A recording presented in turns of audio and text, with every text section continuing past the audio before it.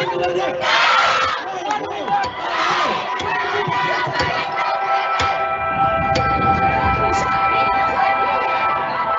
future I'd like to see is a future where everybody works together. In Glasgow, we are looking for action.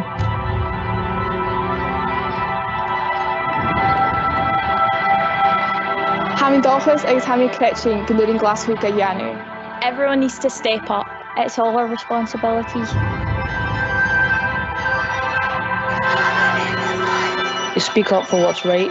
Action has to be taken now. It is possible for everyone to make a difference. Bring your A game to Glasgow.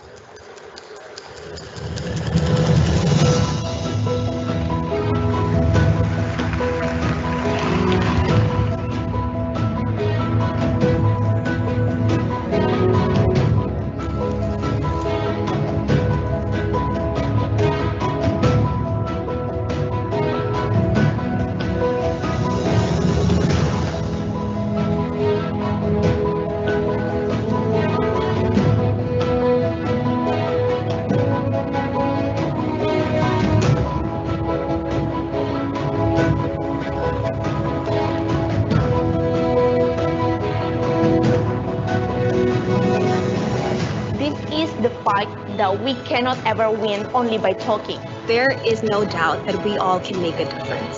The biggest responsibility lies on decision makers. Together we can fight this. I'm ready. I'm ready. I'm ready. I'm ready. Hami Jisho.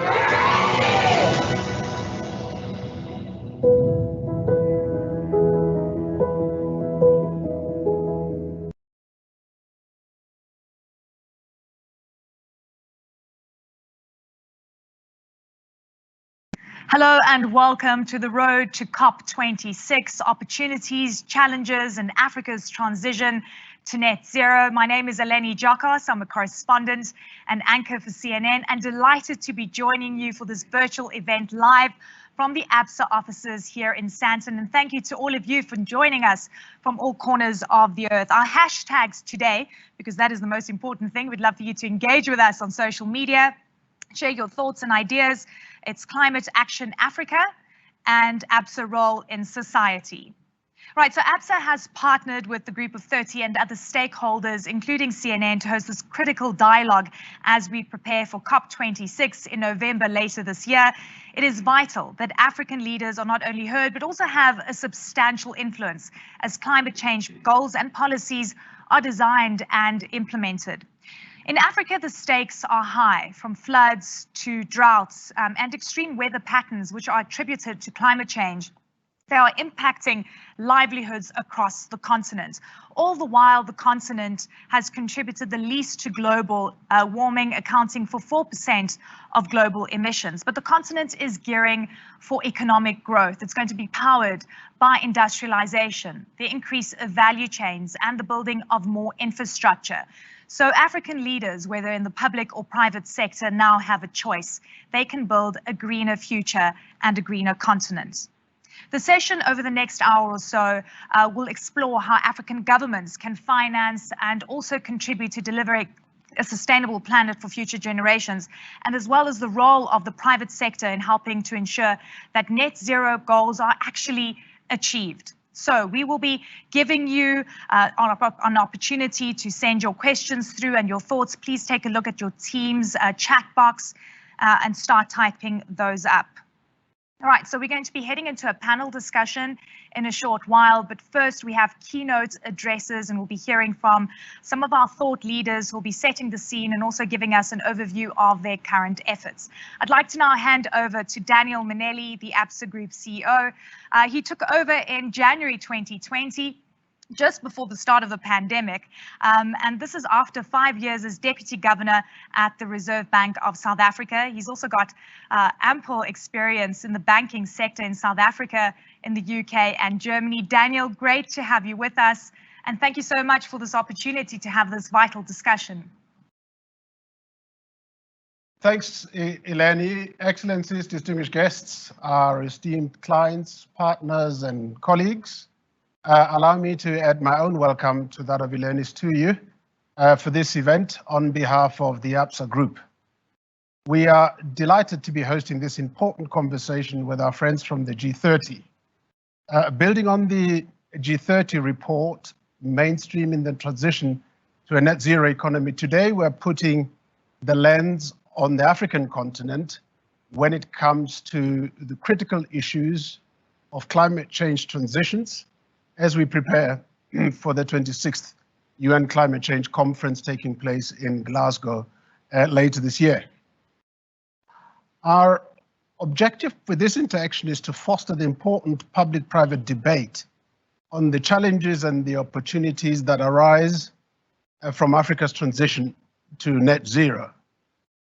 As a continent, and Eleni has touched on some of these issues just now, we're particularly vulnerable to the many threats posed by climate change, and we've already experienced more regular and extreme floods, famines, droughts, plagues, and the impact that these have on lives and livelihoods on the continent. It therefore remains vital for the African voice to be heard and African perspectives to be taken into account as issues of how we shape a just transition are discussed at COP26 in Glasgow. As we start this conversation, allow me to touch on three themes that I believe are vital to support Africa's transition. Firstly, there is a significant need for global cooperation on financing Africa's transition. Widespread resource mobilization is required to enable a just transition, and in line with the Paris Agreement, support in the form of transfers is required from advanced economies to lower income countries. These resources will enable lower income countries to leapfrog into using green technologies and help enhance climate resilience, which will ultimately support a global stability. And green concessional funding will also be a powerful tool to leverage in support of the transition to a green economy on the African continent. The second point to make from an emerging market and African perspective is around how we achieve a just transition. Many countries on the continent are still highly dependent on fossil fuels, which provide both revenue and employment. Thus, we need to strike a defensible balance as we move forward, because some of these countries may even argue that fossil fuels are critical for their development, such that they may say that securing energy supply and accessing electricity in the first place is more critical initially than worrying about the cleanliness of it. That's why financing, burden sharing, incentivization become critical to ensuring that we avoid significant unintended consequences on lives and livelihoods of people, and ensuring that a more holistic, a differentiated approach is taken. So our efforts must focus on a just transition that helps us limit the social, political, and economic costs of transitioning to net zero, while at the same time promoting sustainable development. The last point I'd like to make is just how important a role businesses have to play in mitigating global warming, and they need to be supported, appropriately supported, by the broader regulatory community. Investments in renewable energy solutions, energy efficiency measures, and improved business practices can decrease the carbon footprint of businesses. And it is actually quite encouraging to see that there's a growing number of corporates in Africa that are looking to self-generate power, especially those targeting sort of carbon neutrality. So this is a good step in the right direction, and it is critical that we see more of this going forward. Another point is research and investment into new technologies that support a global transition, which are equally vital. As far as financial institutions are concerned, they can contribute by both decreasing their own carbon footprints, as well as by developing innovative climate finance products and solutions to support their clients on their own transition journeys. On that note, let me welcome my esteemed panel and look forward to engaging on this very important and urgent global issue and how it pertains to Africa. Thanks, Eleni. Thanks very much, Daniel. Thank you for sharing those thoughts with us, and look forward to engaging with you during our panel discussion. Joining us now from London, we have Mark Carney, a Special Envoy for Climate Action and Finance, United Nations co-chair of the G30 Working Group. After a 13-year career with Goldman Sachs in various cities across the world, Mark Carney has served both as Governor and Deputy Governor of the Bank of Canada. Mark, great to have you with us. Great to be here, Eleni, and thank you to CNN, and thank you, Daniel, for hosting this very important discussion. It's a great pleasure to share the virtual stage with my good friends and esteemed colleagues, Tijan and Vera. Listen, as you alluded to in the opening remarks, Eleni, no region of the world has done less to cause climate change, and no area is more affected by it. I want to spend a few minutes talking about the core financial agenda and how it can impact climate mitigation and improve resilience in Africa. Now, the bit that I work on for COP26 is the private finance agenda, and our core objective is to build a framework so that every financial decision takes climate change into account. But achieving the objectives of the Paris Agreement, in other words, limiting global temperature increases to well below 2 degrees centigrade from pre-industrial levels, will require a whole economy transition, and it will require a global transition. The good news is that in recognition of the scale of the task, over 125 countries, including more than half of the G20, have now committed to net zero by 2050 at the latest, and all countries are in the process of coming forward with ambitious 2030 climate plans, so-called NDCs.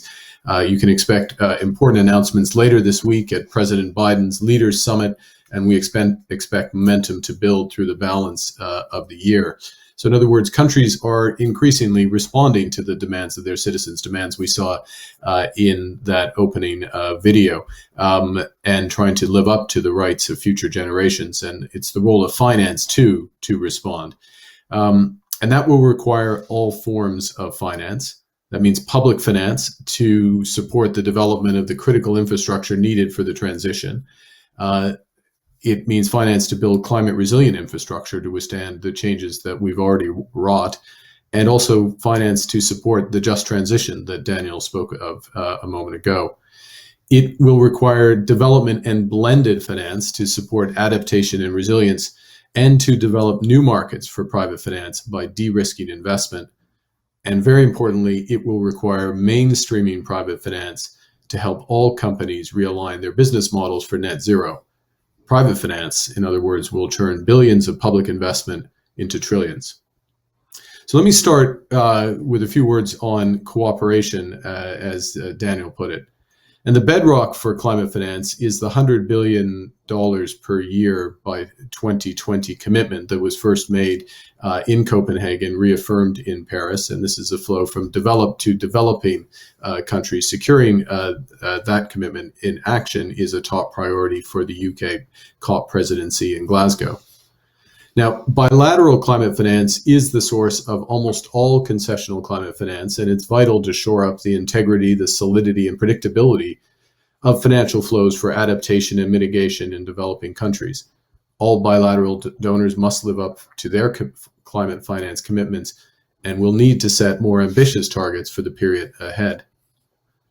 Multilateral vehicles of concessional finance, such as the Green Climate Fund, as well as non-dedicated funds such as IDA, the African Development Fund or the Asian Development Fund, and the concessional windows of the multilateral development banks will play important roles in providing direct and catalytic support to developing countries, particularly in Africa.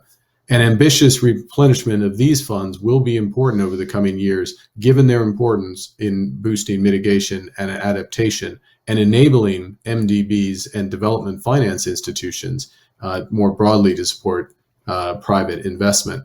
Now, what's critical is that DFIs, development finance institutions, and multilateral development banks fully align their operations with the goals of the Paris Accord. In other words, the momentum that I'm going to speak of in a moment, the momentum that exists in the private sector, must be matched by the international multilateral development institutions. They are uniquely placed to address the financing gap for mitigation, adaptation, and resilience in Africa, including by de-risking projects and leveraging private finance. And the G20 meeting scheduled for July in Venice represents a major opportunity for these institutions to define their contributions to COP26 by making clear how they'll use their resources and expertise to support the creation of a credible pipeline of investable projects for mitigation, adaptation, and resilience in developing economies. Their focus should be on bearing the risks that the private sector cannot, and leveraging private capital so that the scale of finance needed for climate mitigation and adaptation begins to flow. Now, the international community has begun exploring all options to enhance the envelope of international public finance, including through innovative and alternative sources of finance. Very promising in this respect is the IMF's proposal for large additional SDR allocations of an equivalent of 650 billion US dollars. UK Chancellor and the rest of the G7 have endorsed this sizable allocation of SDRs. And in order to ensure that those SDRs go to countries that need them the most, and IMF member countries with strong external positions should voluntarily reallocate their existing SDRs. It will also be critical to tackle debt distress and the excessive debt overhang, especially in the most climate vulnerable economies. And it's welcome that G20 countries have extended the DSSI program to provide further temporary relief to a targeted set. A more permanent solution should be found. Ultimately, meeting the commitments in the Paris Agreement will require a vast and fundamental shift in private finance and in the financial system as a whole. The good news is there's now enormous momentum in the private financial sector for climate action, and private capital is scaling up rapidly to finance the transition. Our strategy for COP26 has a simple objective, as I said earlier, to ensure that every professional financial decision takes climate change into account. And to this end, we're working with the private sector and other stakeholders to develop 4 pillars of sustainable finance. The first is reporting, improving the quantity, quality, and comparability of climate-related financial disclosures by making the TCFD mandatory. This will build the right framework so the private sector can allocate capital and manage risks and seize climate opportunities. Already, 34 companies from across Africa, from South Africa to Tunisia, have joined the TCFD, and central banks are working to implement robust disclosures in line with the TCFD, for example, the Kenyan Central Bank, and encouraging pathways to embed TCFD disclosures across the financial system. The second pillar is risk management, and that is, in essence, ensuring that the financial sector can measure and manage climate-related risks. The central banks of Tunisia, Morocco, South Africa, the Central Bank of the West African states have all joined what's called the Network for Greening the Financial System, a group of over 80 central banks that is developing the capacity to better manage climate risks and to seize the opportunities that arise from combating climate change. And those opportunities are the third pillar, returns, which is to help investors identify what they can gain from the transition to net zero and how they can report their own portfolio's alignment to the transition. The scale of investment opportunities are enormous, $3 trillion in Africa this decade alone. Some of this will be met by dedicated sustainable investment flows, such as the green bond market, a market that has grown in just a few years to hundreds of billions of dollars in new issuance, including by some African issuers. However, we won't get to net zero in a niche. Climate finance must mainstream. And that's why it's so significant that the world's largest asset owners, controlling over $30 trillion, have joined the race to zero, the gold standard for the net zero transition plans and targets. We need even more to join these standards, including ambition from insurers and banks. We can expect progress very soon. I'll finish by mentioning a mobilization market. To ensure that we need to develop new market structures in order to ensure that the flows go to emerging economies and developing economies. And one of the most important will be a market for carbon offsets, voluntary market for carbon offsets. 90% of the demand for those offsets will come from advanced economies. 90% of the supply will come from developing economies, including in Africa. This is a market that can scale quickly to $100 billion per annum. With that, I'll finish by emphasizing that all of this will be reinforced by credible and predictable public policies. The market for transition is being built. We must further increase our ambition and use every second in the road to Glasgow in order to achieve what our economies require. Thank you. Thank you very much, Mark. I'd like to now head to Kigali. We have Tidjane Thiam, Chairman of the Rwanda Finance Limited Steering Committee and member of the Financing Africa Summit 2021, joining us now. Tidjane is a French Ivorian banker who has served as the CEO of Credit Suisse until February 2020. Prior to this role, Thiam was the Chief Financial Officer of Prudential. He's also the AU Special Envoy on COVID-19. Tidjane, welcome. Thank you, Eleni. Pleasure to be here. I'm actually in Paris, so I wish I was in Kigali, but I'm not. Thank you to CNN, to you, Eleni, to Absa for giving me a chance to address this very important topic with my good friend Mark, who's been providing great leadership on this issue, and Vera Songwe. Mark has already covered a lot of ground, so I will pick on a few points and a few issues, starting with an observation, which is that I think that COVID has been an example and an illustration of why public goods, why global public goods are important, why multilateral coordination is important, and about the interconnectedness of our world. And I do hope that some of the painful lessons learned in that experience can transfer to how we look at the climate change issue, which is a typical issue that requires massive coordinated action, country by country, but also at the global level.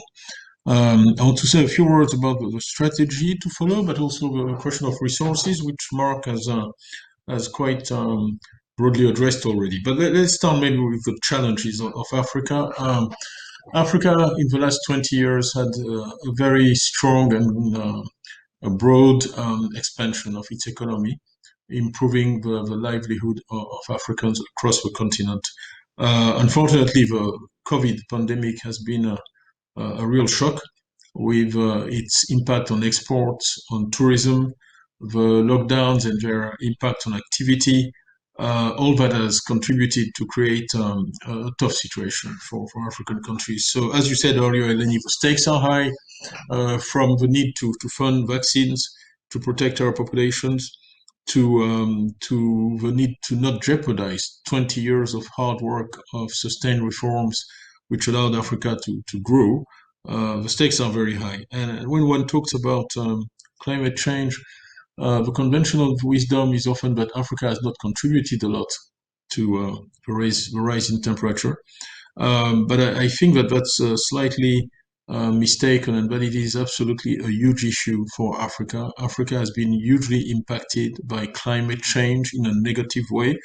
Whether it's through the extension of the deserts and the lack of rain. Mark was reminding earlier people of how little of African agriculture takes place in irrigated areas. Most of it is rain dependent. So the impact of climate on African economies and African livelihoods is direct and very major. That's one. And two, if you think that various studies tell you that we're going to need to create something like 450 million jobs for our youth in the next 20, 30 years.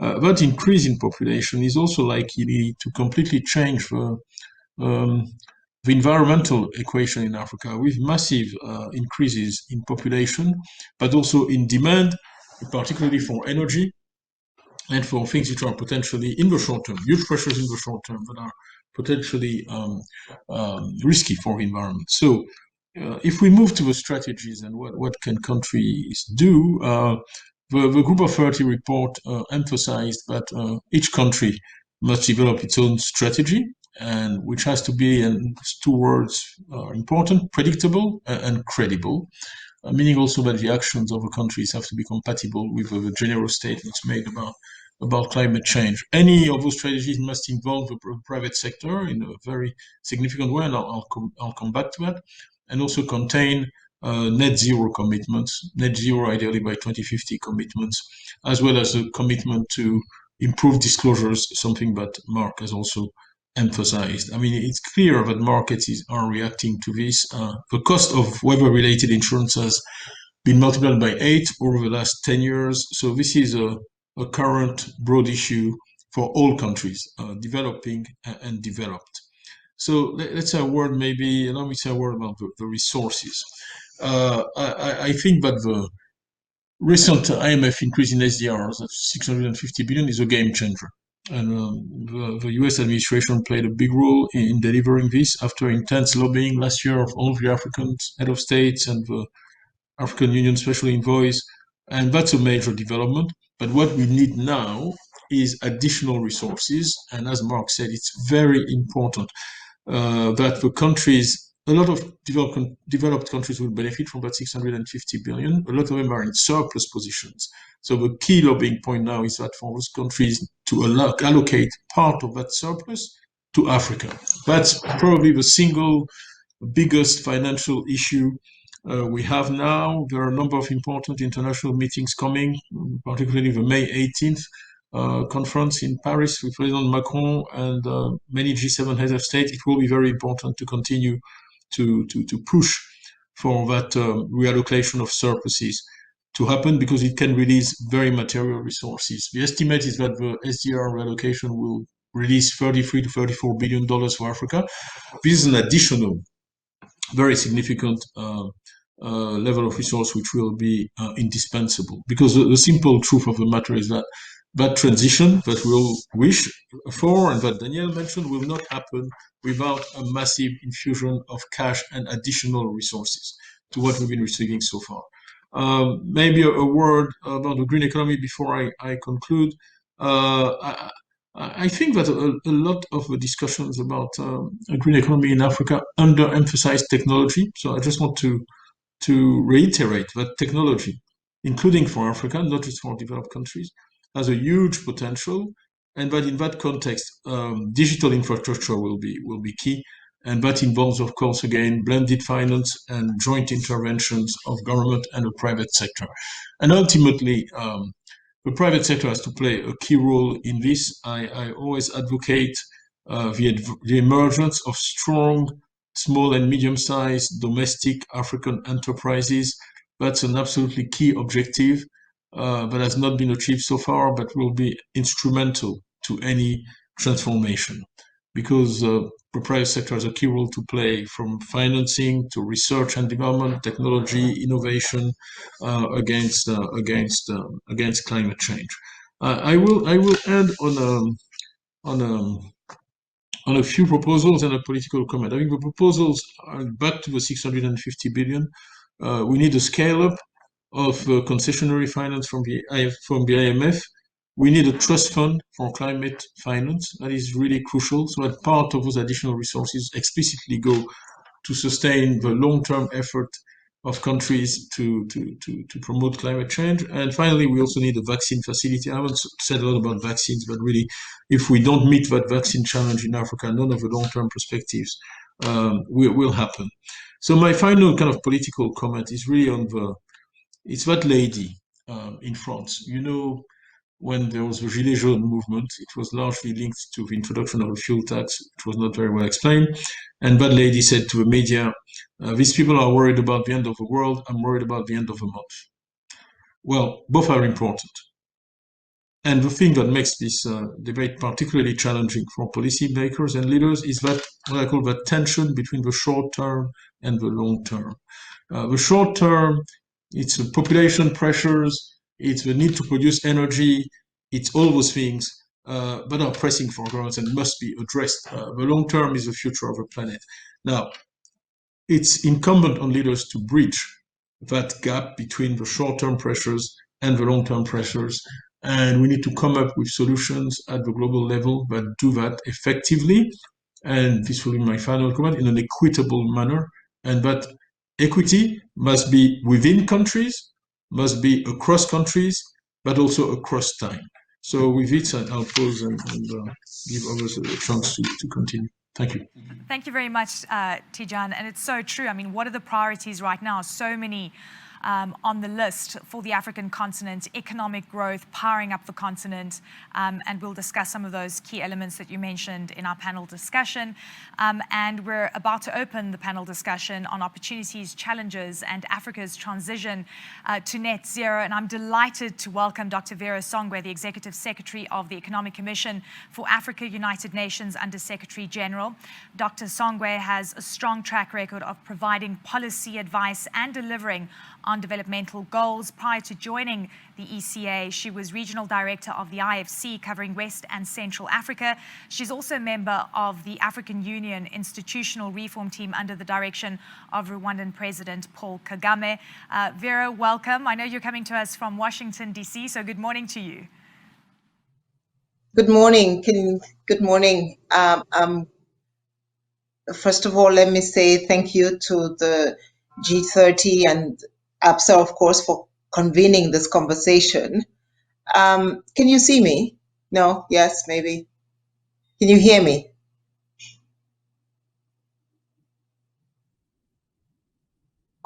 My camera, I think, is on. Is it on now? Okay.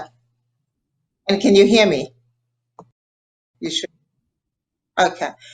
Thank you. Thanks for having me. Fantastic, Vera. So do you have opening comments that you'd like to share with us before we head into the panel discussion? Yes, please. Thank you. No, I think let me take off from where Tidjane ended, with a young girl, not the young woman in Paris, but a young girl in South Africa or any one of our African capitals. When she wakes up in the morning, she needs energy to go to school, to prepare, to get ready for work. She needs energy to cook, and she needs energy to be able to connect from home to work. And that young girl today is not able to do all of these things. This young girl does not wake up in the morning thinking green investment or a green climate, a green planet. She's thinking, how can I ensure that myself and my family are prosperous? And I think this is the conversation on the continent today. It really is about how do we generate more prosperity? How do we generate more jobs? How do we ensure that post-COVID, the 100 million people that are at risk of falling into poverty today can come back better and stronger? And I think the solution that we're able to provide is exactly a sustainable solution. It is the growth agenda for the future for the continent. The African Union has just launched a green investment strategy that essentially gives out and lays the framework for how Africa can grow forward better and stronger, as Mark was saying. And I think in part of this strategy, it's not so much about, yes, today, and just to give you in terms of orders of magnitude and comparison, African countries are spending somewhere between 5 to, if you're Mozambique, 9 to 11% of GDP responding to climate crises. We have seen in East Africa, as Mark and Tidjane spoke about, the locust crisis, compounded by drought, compounded with a very sort of heavy rain. So you think to yourself, in Sudan, there's floods, there's a drought in Kenya, there's locusts in Ethiopia and Kenya. And these are the problems for the continent today that we're confronting. And the question then is, how do you respond to those problems? And how can we ensure that we grow in a way benefiting from this crisis better? Mark spoke about the special drawing rights, the SDRs. We're all talking about the SDRs, and we must give credit to the US government, the G7 and the G20, for finally approving $650 billion of those special drawing rights. What that will do for the continent is three things. The first one is ensure that the continent has the liquidity to respond just to the crisis. We have not had the benefit of responding in the orders of magnitude of 20%, two-digit percent of our GDPs, as the advanced economies have done on the continent. The best we have done is 2% response, but we need a lot more liquidity to be able to ensure that African countries can come out of this crisis better. So getting the SDRs has been a big achievement, but the SDRs, as Tijan said, are only $33.6 billion. We need a lot more. If we go backwards to COP, it was $100 billion every year. I don't think we'll get that from the public sector because the public sector, as we know, is strained. So the private sector, as Mark said, is where we should look for those resources. Today, the private sector is looking for better investments, is looking for credible investments. The benefit on the continent is that we still have almost 70% of our infrastructure investment that needs to be put in place. So we don't even have the problem of stranded assets. We just need new assets. And all those new assets could be clean, they could be renewable, and they could be sustainable. January 1 of this year, the African Union declared the African Continental Free Trade Area Agreement. That is Africa's Marshall Plan. Inside that Marshall Plan, I think, as Tijan said, is a whole logistics segment to move goods from South Africa to Zimbabwe, from Djibouti to Dakar. We are going to need huge logistics, huge rail investments. Those investments are going to have to be sustainable. And I believe that we have a rate of return because by 2030, 1 in every 2 people that will be joining the job market will be from this continent, which means revenues will go up and we will be able to be an important player in the demand market. So therefore, I think the case for why the private sector needs to come to the continent is clear. If you look at the IFC and the World Bank Doing Business Index over the last 6-7 years, Africa has consistently had at least 5 countries in the top 10 of the Doing Business Index. Africans understand that we need to improve our business environment. They are doing it. We are just as good, if not better, in many areas. I think in many of our countries today, reform of the private sector is key. Tijan spoke about the small and medium enterprise businesses. That is where green investments will play a big role for women on cross-border trading and energy. I think we need to do that. And that's why we're also calling, as Mark and Tijan have said, for a redistribution of special drawing rights. We hope that if we can redistribute or on-lend, voluntary on-lending of some of the SDRs for investments to blend with or to mix and to reduce the cost with public sector investments, we can probably turbocharge Africa's investments. But we cannot just do this in a sort of binary way, go from sort of fossil fuels to 100% sustainable. There is a just transition in the middle. 23 million women today die from poor cooking fuels. We need better cooking fuels. We know that gas is going to be important as a transition fuel. We know that gas is important even to power clean energy. So I think we need to have a discussion around that and see how we can invest in gas to reduce prices and increase access as we go forward. The African leaders have an agenda. They have a plan for this. And I think that we should be able to move forward. And finally, we join with the IMF to talk about carbon pricing. We've been talking a lot about domestic resource mobilization on the continent. Many of our countries are carbon sinks, particularly in the Congo Basin. We have 3 years of carbon emissions sequestered in the Congo Basin area. We need to be able to provide some remuneration to those in those areas so that we can ensure that they don't destroy the forest and they can continue to protect our planet. So carbon pricing becomes an important element, and we hope that the private sector will come together with us in this conversation. And finally, I cannot agree more with Mark on the issue of transparency in how we measure, monitor, and account for green and sustainable investments. Thank you. Thank you. Thank you very much, Vera, for those comments. And you're right. Whenever I travel into many African countries and see what happens in remote areas, it's about waking up and figuring out how to put food on the table. And priorities for people that live in remote areas with little resources is about economic prosperity. But here's an opportunity for us to think about climate change for the future generations. And this is why this conversation is absolutely vital. I'd like to welcome back Daniel and Mark and Tijan so we can get into our panel discussion. And Mark, I'd like to start with you. And given the fact that, look, it seems that, throwing money at our problems always is a good thing, right? It means resources. It means that we can, find solutions. And when we talk about climate financing, and you're alluding to this, how much interest is there in financing climate-related projects on the continent? And have you seen any pullback because of COVID-19 and the fact that many resources have been reallocated as we deal with this other unprecedented crisis facing the world? Well, I guess I'd slightly amend, Eleni, you're not throwing money at problems, but targeting money at opportunities is probably the best thing, and using the advice of Daniel and others in order to make the case. Look, I think there's two things I'd say on the COVID, and we've all tried to touch on them first, which is that the COVID crisis has absorbed tremendous resources of governments, including African governments. In fact, as Vera suggested, African governments unable to fully respond to COVID because of liquidity and other constraints. And that's why the DSSI, this sort of debt service approach, but very importantly, the SDR allocation, re-lending, those resources that come from there, the other resources are incredibly important. The second, so that's important from an overall COVID response. But the second thing that I'd underscore is what has happened during COVID has been an absolute acceleration in private sector interest in investing in the energy transition. Now, in some jurisdictions, partly in Africa, that energy transition will include gas, and it's important to recognize that.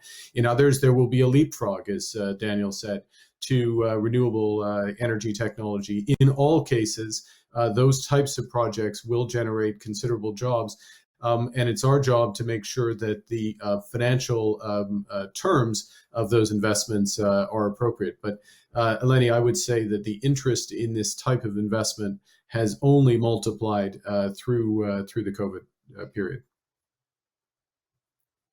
You know, you were alluding to the fact that we need a lot more resources and a lot more money to deal with this issue.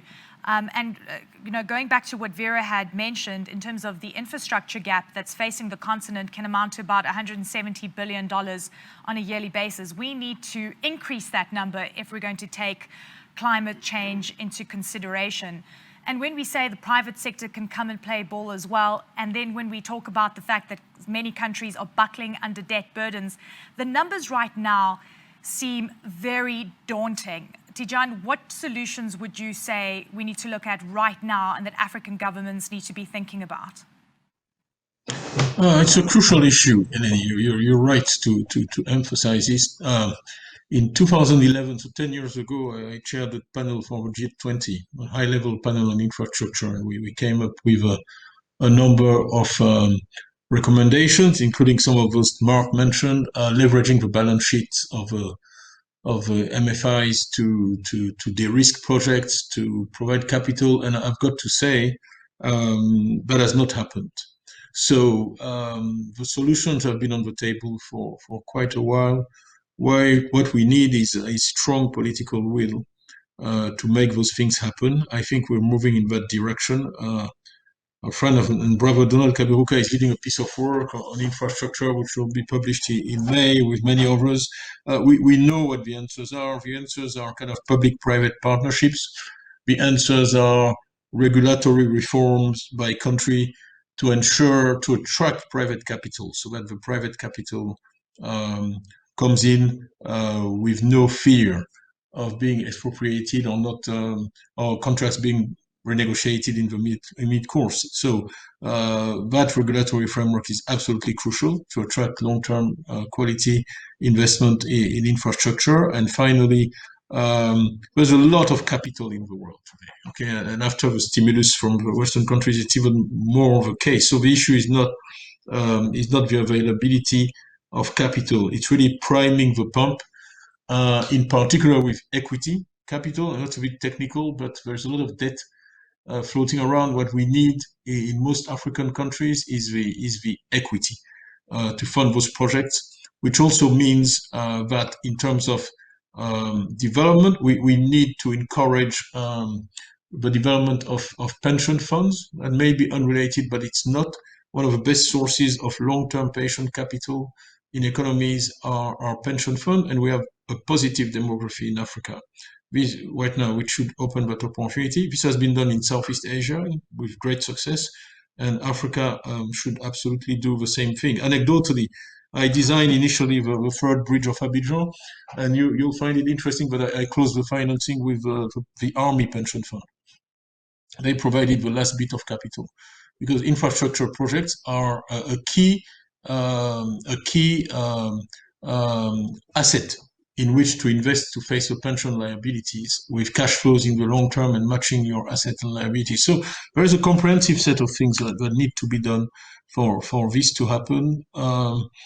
I think this is a good time to do this, and there is a real opportunity to give a major push. And the last thing I would add is probably regional integration, because a lot of those projects are better designed and considered in a regional perspective rather than a country by country perspective where they're not always viable. Thank you very much, Tidjane. Vera, we've actually heard this argument about mobilizing pension funds for various sectors, but we know we have to spend money on infrastructure, and we know what we need to do to boost economic growth on the continent. How can we ensure that the climate change agenda is included when we are industrializing the continent under the Continental Free Trade Area, as we're building more infrastructure and we're thinking about more processing and manufacturing plants, and we have governments that want to tap into their fossil fuel revenues to be able to do so? It seems like a very difficult conversation to have when you have so many priorities on the agenda. Vera, you're on mute. Oh, sorry. No, thank you very much. Daniel is here because I'm about to use a South Africa example. So in South Africa, we just did a study with Oxford University and Vivid Economics that shows that, you know, we could actually increase jobs by 420% more if we decided to do more renewable energy, sustainable transport, and nature-based rehabilitation solutions. And why am I using South Africa? Because I think that when we talk particularly about the just transition, one of the countries that is most targeted is South Africa. They have to go from coal. But South Africa has had an amazing experience in terms of renewables. And, you know, South Africa was one of the first countries on the continent that opened its markets to renewables.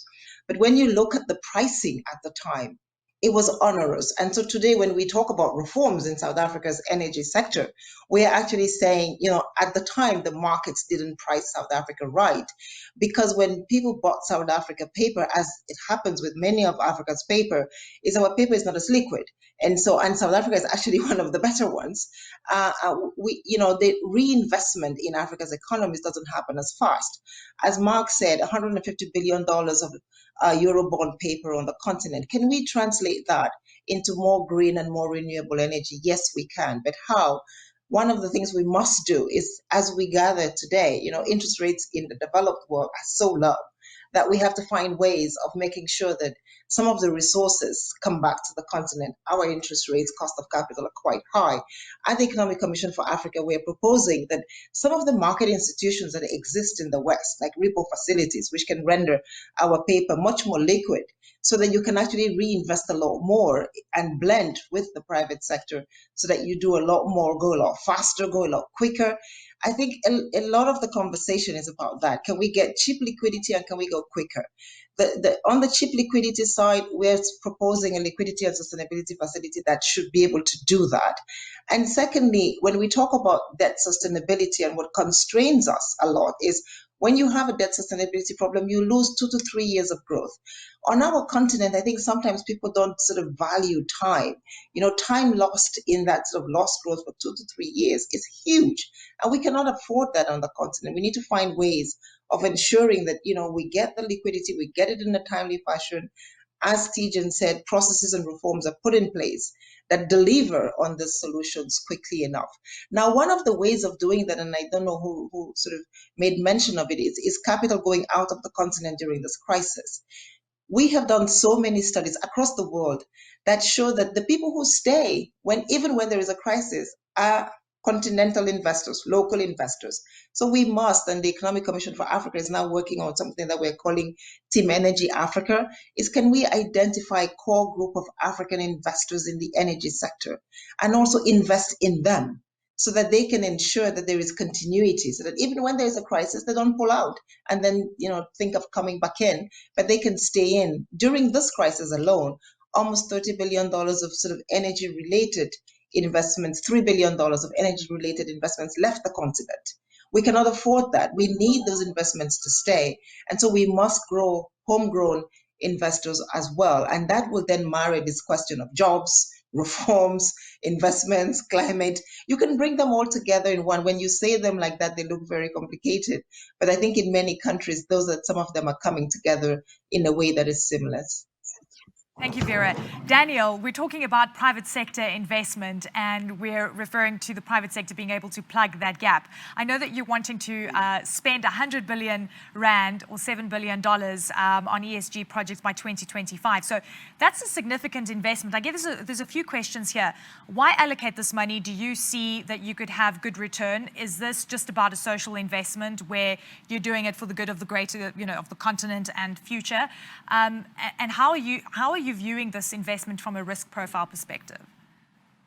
Thanks, Eleni. I mean, I guess the one thing to say, and it's been mentioned previously, that these challenges also beget opportunities. Certainly the amounts that we are allocating there are not sort of social projects. They make good business sense. They will deliver appropriate returns. But I think more overarchingly, our aim is to help customers achieve sustainable and inclusive growth aligned to the objectives that are in the Paris Climate Agreement goals, and to make sure that they can adapt and they can provide services that are very much in line with where we're going. So this is not a social type of thing, it's a business imperative.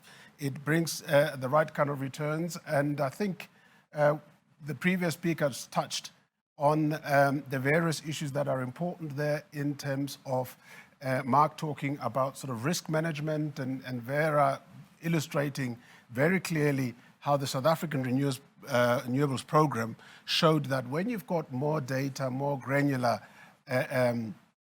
statistics, you are in a much better position to price these risks. And if you look at the first rounds to the subsequent rounds in that renewables program, which Absa was the largest funder of, you could see that the need to require sort of disproportionate compensation for the underlying risks you're taking was diminishing. But certainly as far as we are concerned, very committed to mobilizing those funds and capitalizing on the infrastructure financing gaps on the continent and ensuring that whether it's recovering from COVID or generally tuning into what already had been a huge need in Africa for infrastructure finance, or the opportunities that come with the Continental Free Trade Agreement, that as and when we do that, we make sure that this is compatible with sustainability and with the transition goals that we have. We were, as Absa, for instance, the first listed company in South Africa to voluntarily include a climate change resolution on our agenda in the AGM. Last year, we've issued a sustainability policy under which a coal financing standard was issued, and Vera touched on that in terms of our dependency on coal, that going forward we would not be financing coal-fired power plants, but in the process holding our clients' hands and making sure that as we transition, we do that responsibly. And to that effect, just to show you how big it is for us as a business, we have established a sustainable financing team and have committed these amounts that you've mentioned. And so that is absolutely critical for us. So it is not an issue where we think we're playing green. This is business. Thank you, Daniel. Yeah, there was a time we were always talking about companies doing, greenwashing projects, but this is a sustainable investment. And we're seeing this happening across the continent as well. So Mark, my question to you, when we, in the road to COP26, just how much of a voice does Africa have at the negotiating table? And how can African leaders get involved in policy creation and implementation? And what do you foresee as we head closer to Glasgow? Well, I think African African leaders have an incredibly important voice and powerful voice in many respects. I think first and foremost, the design of some of what we've been talking about, which is the public finance or the so-called concessional finance, whether it's the on lending of the SDRs, which I think the entire panel is supportive of, and I think is critical to happen. Whether it is the completion of the 100 billion, and whether it's what I was speaking about in my prepared remarks around unlocking the power of the multilateral development banks and development finance system. In other words, following the recommendations that Tijan had developed several years ago and actually putting them into action. I recall that the opening video put the emphasis not on words, but on action. So putting those recommendations into action. The test, one of the key tests of that, whether that action is impactful, will be in Africa. So it's now, there are two sides to that. So first is active participation in moving from concept to action in all of those regards. The second is on the, if I can put it on the supply side, which is domestic policies and developing the investable projects domestically, so that the capital flows to the areas that will have the maximum impact. I think further, it is important to help develop markets for, including this market for carbon offsets, whether that's ultimately structured under Article 6 or whether it's structured in terms of company demand, voluntary offset markets. Africa should be a major beneficiary of this market and should be demanding that these markets are up and running. They've taken too long to develop. The private sector is now beginning to take matters into their own hands. I think that this can work in a complementary way to the Article 6 work, which is incredibly important to complete. So pushing to make sure that these components of private finance are in place, first and foremost, but in parallel, developing the domestic policy frameworks and, crucially, the domestic projects, large-scale domestic projects that then will pull down this finance and put into action to the benefit of Africans, to benefits of and bridging jobs and growth in the near term for a more sustainable future in the longer term. Mark, I've got a couple of questions that have come through, and please send us through your comments and any questions you might have for our panel today. Really delighted to be hearing from Dr. Mamphela Ramphele, and her question is, how are we going to account for the ecosystem services that Africa provides to the rest of the world? And the other question is, how does the finance sector collaborate with African governments in cleaning up legacy problems from extractive mineral sectors across the continent, both from Dr. Ramphele. Thank you very much for joining us and watching us today. Who would like to tackle that one? Go for it. Well, I think this is, thanks very much. I think this is the question around the carbon pricing, and as Mark was saying, I think Article 6, I'm not as an expert, but you know, when you go to the Congo Basin, as I said, 3 years of carbon emissions are being sequestered there. We have been going back and forth on carbon pricing. We, again, did some, quick estimates of if we actually had, even at the $5 pricing that we're talking about now per ton, globally, we can generate $4 billion annually of resources, which could increase Africa's renewable energy by 22% and create 4.5 million jobs, reduce the number of women that are dying. So I really think that one of the big issues that we need to do is see, can we find some carbon offsets? And can we ensure, as Africa goes to COP26, a big discussion, and we're planning a big a meeting in June on the road to COP26, is what do we do with, the Cuvette Centrale in Congo, the peatlands in the Congo Basin, which have, 30 billion tons of carbon emissions sequestered. This is a service to humanity, and we must find some way of remunerating that. The second thing, I think, is the only way that we stop deforestation on the continent and reduce Africa's contribution, however small it is also beginning to put more of a price on this and making it a private, good. If people begin to realize there is a return to protecting the environment on our continent, as is already clear in most of the advanced economies, I think one can do better. So that I think is really the issue, is we need more analysis and more advocacy behind a carbon price. This is not just about big business. This is also about creating domestic resources for Africa. For that, Vera. Please send us through your questions, and I'll be posing them to our panel today. Tijan, if I could get you involved here, let's talk about the key priorities for Africa for COP26. And I'd like to refer back to COP17 that happened here in South Africa, in Durban. And there was a lot of talk, and that's all it really was. We didn't see anything significant that occurred after that. In South Africa, we perhaps diversified away from just coal-fired power plants, but we still heavily reliant on that.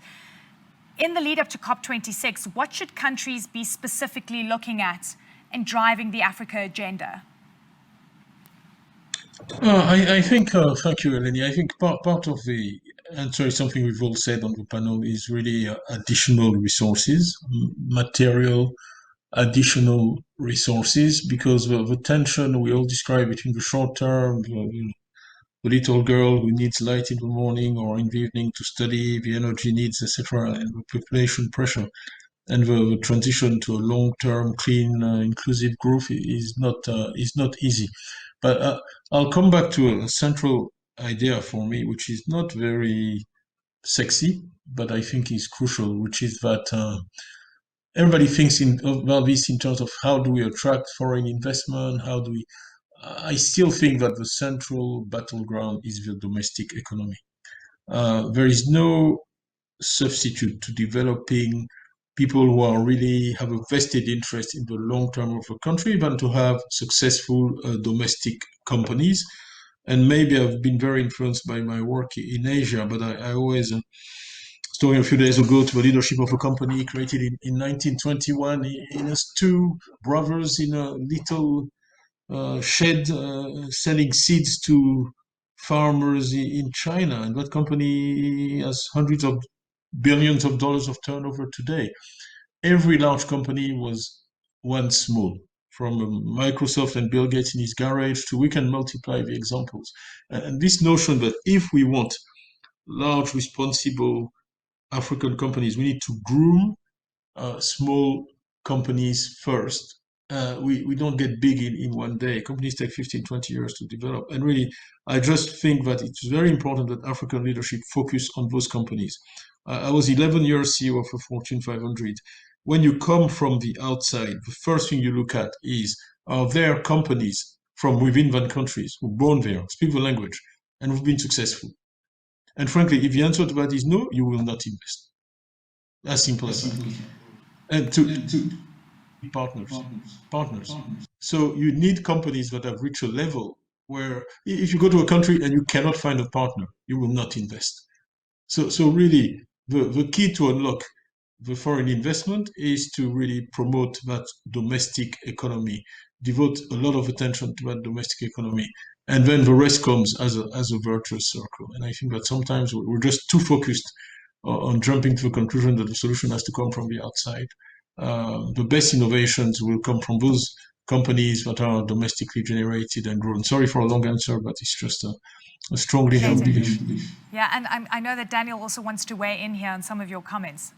No, I just wanted to add to that in terms of leading up to Glasgow and what is pertinent for Africa and African voices and perspectives that need to put in there. I think earlier on we spoke about political will, we spoke about urgency, and if one thinks about, you referred back to COP17 in Durban, the Paris Climate Agreement, we're basically lagging behind our own commitments. But I think apart from the integrated approach that we talked about, the need for more resourcing and targeted as they need to be, as Mark said, I think one of the issues that is very important to take into account is the issue of appropriate sequencing and taking into account country-specific considerations and having clear transition plans and making sure that we don't end up with too stringent or unduly rushed implementation with regard to what we've committed to in such a manner that we could inadvertently put sort of financial sectors and economies at risk. So there is a need for us to sequence this transition in order to make sure that we do safeguard livelihoods and have to avoid any situations that could be almost binary, if you wish, where countries have to choose between sort of a climate crisis and or an economic one. So it's very, very important that as we address this, as has been said, that the regulatory and policy environment and decisions is appropriately calibrated to this, because they can have significant unintended consequences. Mark, I want to talk about offsets, and we've, of course, spoken about carbon credits quite a bit, but let's look at exactly what is in store in the next few years. Are we still just talking about it, or are we going to see actual policy in the next year? Yeah, and let me first let me associate myself with Vera's comments in terms of the incredible service that is provided the existing natural capital in Africa, and so the opportunity from emission reduction and avoidance there, but then also to grow that through reforestation. There's tremendous amount of action in place. There's a Winters Commission that is underway. It's published a blueprint for a new voluntary carbon offset market. There are 50 core members of that group that are working, but really it's almost 150 institutions that are involved from the private sector through to the NGO community that are turning that blueprint into action through 6 different work streams. And at the heart of this work is work on market integrity, all aspects of market integrity. So you have the classic issues of market integrity in terms of pre and post trade settlement, central counterparties, transparency in terms of the market structure. You have to have that. You don't, by the way, have that in the existing informal market that exists today and is very small. But critically, we need integrity around the offsets themselves. What is being established is a series of core carbon principles, what defines an offset, how they are certified, and the degree of permanence of the offset and the verification and the monitoring of that permanence. In parallel, a new governance framework is being set up, not just for the supply, but also very importantly for those who would buy the offsets. And remember, as this is a private market, so it would be purchased by companies that are making these net zero commitments as a complement to their absolute emission reductions. The CEO, the CFO of major corporations, whether it's Microsoft or Unilever or others who have these net zero commitments, they are not going to sign off on their accounts unless they know that the reforestation project, be it in Rwanda or somewhere else in Africa, exists, whether the peatland is being preserved, whether the renewable power opportunity is being converted into fact. So that just gives you the tip of the iceberg of some of the work that's being done. Some of it's incredibly technical, but that's what's necessary to create a robust, resilient, and large-scale market quickly. We have, in my judgment, the best in the industry and from the NGO community working in common purpose to develop this market, turn this blueprint into reality. The target is to have a pilot market up and running by the end of the year, and then to scale it. And of course, the first best situation would be successful conclusion of the Article 6 negotiations, and then the accounting on the country level and the accounting on the company level would be brought together, and this market would move quickly with material flows into solutions in Africa. Tidjane, over to you, and you mentioned something that really struck me, and of course we've been talking about it since the start of the pandemic, is that we're taking many steps backwards. In fact, we've seen reversal of so many gains that have been made over the past decade on the continent, whether it's investing in climate change or inequality, bringing down the inequality gap. You're doing a lot of work with African countries at the moment. Is climate on the agenda? Are you hearing that countries and governments want to spend on this item right now? And what are you telling them at the moment? Look, it's a very important point you're making. The problem with crisis is that they hit the most vulnerable first. So, of course, in COVID, the most vulnerable groups, the women, the unemployed have been hit, the kind of so-called informal sector have been hit the hardest. So I think it's important that the policy response is always two-dimensional. You have to look at the short term and the long term, and it's a false dichotomy to try to oppose both, because you only get there if you manage both well. It's important to manage the short term effectively so that there is a long term, but it's important as you manage the short term not to compromise the long term. So really the dialogue we're having with the countries is very rational. I mean, the Ministry of Finances, the people we talk to are very aware of both obligations. So if you look at the debt, for instance, the DSSI was very much aimed at the short term, and the debt, the common framework, which has been now developed, adopted by the G20, that China has joined for the first time, is very much aimed at bringing a comprehensive, sustainable solution to increase the resilience of those countries. But yeah, is there a risk that the emphasis on climate is less? Yes.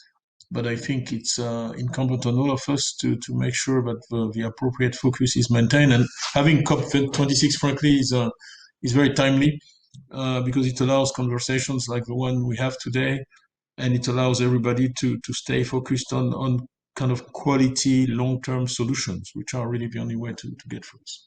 Running out of time, but we've got quite a few questions that have just popped in from the audience. And Daniel, I'd like to pose some of them to you. And this is one that we have, perhaps as South Africans we can relate to. It's from Nicole Martins. Do we see emerging African markets having political will to transition given vested interests in SOEs? It's an interesting question to look at from a macro perspective. Do you have thoughts on that and how we can get the policy and the will, the government to want to transition?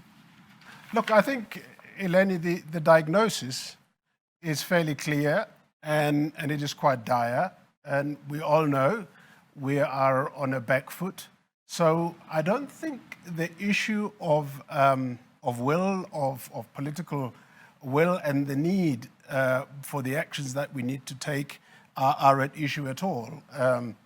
We just need to implement. I mean, a number of initiatives were touched upon today just in terms of reports, commissions, projects, initiatives that are on the go on the continent. So it's really just relentless implementation and understanding that our sense of urgency needs to go up. So I don't think there is an issue where sort of vested interests are sort of harming us. Obviously, the sequencing and how quickly one does it and is something that needs to be looked at. But it's really an issue of urgency of getting these programs that we've got underway. And as we've said earlier, the big elephant in the room is resourcing and getting the resources that will allow the correct kind of incentivization and making people understand that it is in their best term interest and long-term interest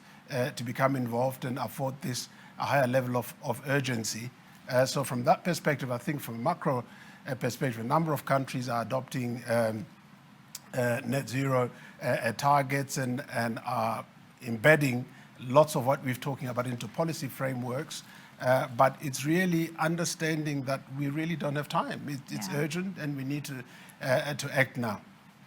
Vera, let's go to a policy expert that is helping guide policy on the continent. Vera, yes, I'm talking to you. I've got so much to still ask you. And look, I know you've been involved in capacity building to strengthen the continent's climate change agenda. I'm curious about what you've been doing with ClimDev Africa.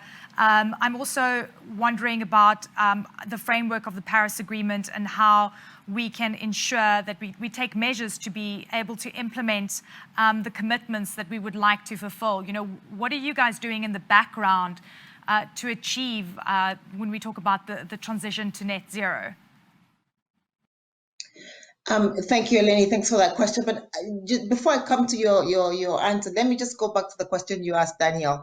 I think a lot of times, and because of our audience, there is always this sense that, you know, it's the Africans that need to do a lot more and that the rest of the world is equipped for us. And I don't think so. And then let me just give you 3 examples. You know, today on the continent, we only have 2 energy utilities that are actually making profits or in sort of the positive category. But this is not entirely because this utilities, the rest of the utilities are poorly run. It's because the financing is misaligned. We have 7-year financing for 13-year or 30-year projects. And so we just do not have the right kind of alignment of the financing. The financing comes from the private sector, it comes from FDI. And so we need to figure out, how do we realign, make some of this financing more long-term, make it cheaper, yes, with local pension funds, but also providing more liquidity to the continent. So I think, again, it's a two-part question. On the second piece, a lot of the investment in the energy sector, let's take that again, because we now know, and many African countries, over half of the African countries now have done independent power producing agreements. We know how to do it. We know how to get private sector investment into the energy sector. But the developed community continues to invest in generation with concessional funding. The private sector can do that and does that very well. We need to be doing the backbone. We need to be doing the last mile with concessional money and let the private sector come in and fill these gaps where we now know the rate of return is good and can happen. And I think there again, it's not about vested interest as the question was posed, or maybe it's vested interest on both sides. On the development side, that doesn't want to do the more risky things. In Rwanda today, for example, we have everybody's investing in generation.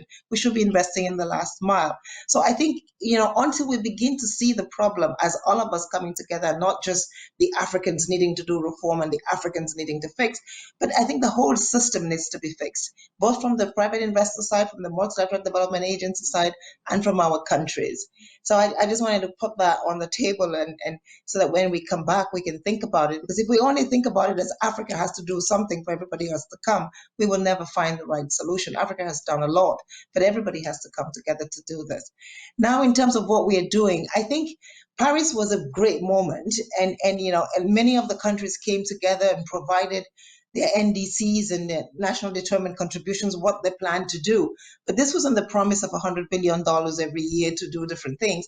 That never came. I think what is now happening is countries are realizing that it is in their best interest to move into more sustainable development.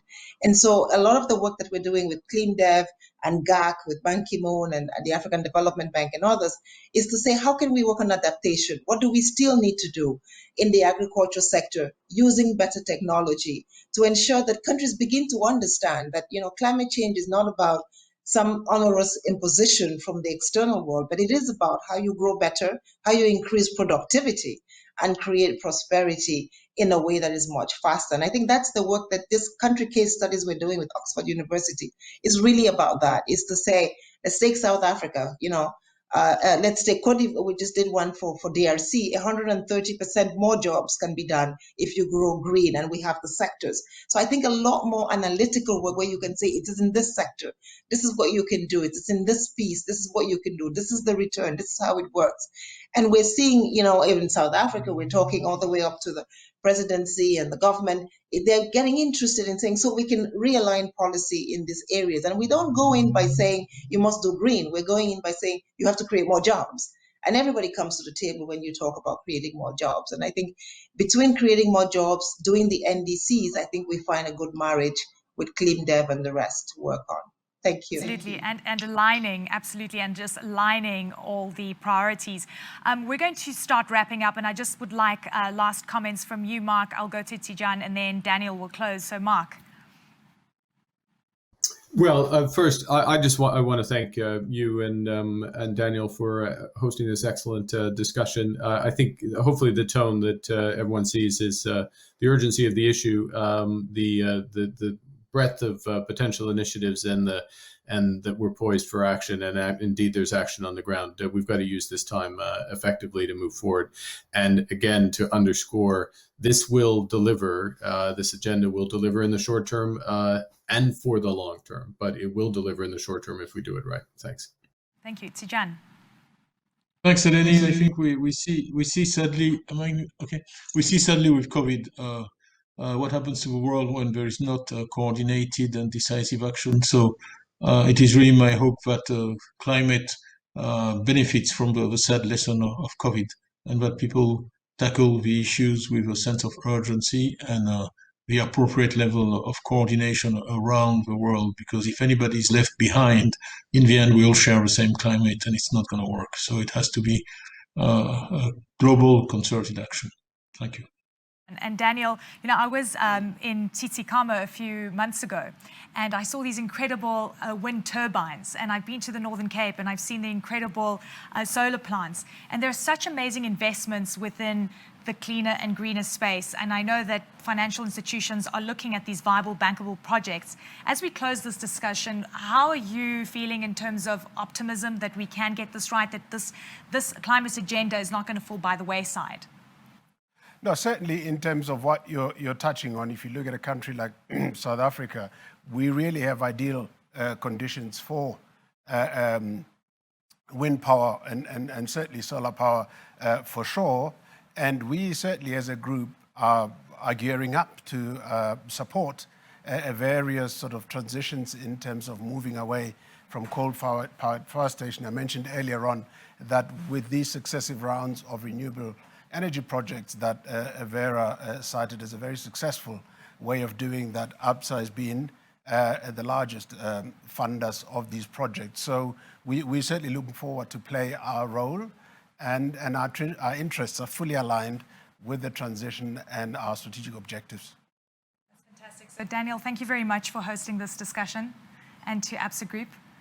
It has been truly illuminating to hear all of your comments and the way forward as we engage with thought leaders on the road to COP26. And thank you to you, Daniel. I know that, taking on the CEO job at Absa Group just before the pandemic, there's so many other priorities, but it's incredible to see you engaged in the climate change agenda on the continent. Thank you. Thank you. So thank you very much to all of you for watching at home. Thank you for joining us, to all our panelists. And we'll see you in November, maybe in person in Glasgow, who knows, but hopefully in better times. All the best.